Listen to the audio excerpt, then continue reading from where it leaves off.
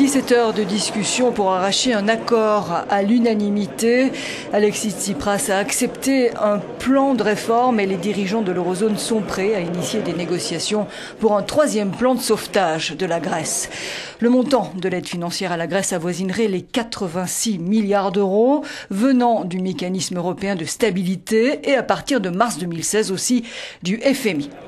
Alexis Tsipras a aussi accepté la condition posée par l'Allemagne de créer un fonds pour privatiser les avoirs grecs. Angela Merkel a toutefois renoncé à ce qu'il soit basé au Luxembourg. Le fonds sera en Grèce et géré par les autorités grecques sous supervision des institutions européennes.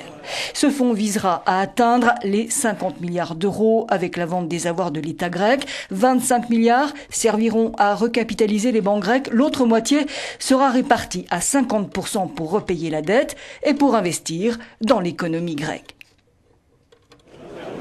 La Commission européenne va aussi travailler avec le gouvernement grec pour aider à relancer la croissance et créer des emplois, reprenant la proposition de Jean-Claude Juncker. 35 milliards d'euros venant des fonds européens seront investis en Grèce. Mais avant d'initier les négociations sur le plan de sauvetage, le Parlement grec doit approuver 6 mesures, dont 4 au plus tard ce mercredi, notamment des coupes automatiques dans les dépenses au cas de déviation sur les objectifs du déficit, la simplification des tranches de la TVA et son élargissement pour augmenter les prélèvements, et des mesures pour la réforme du système de retraite pour le rendre viable.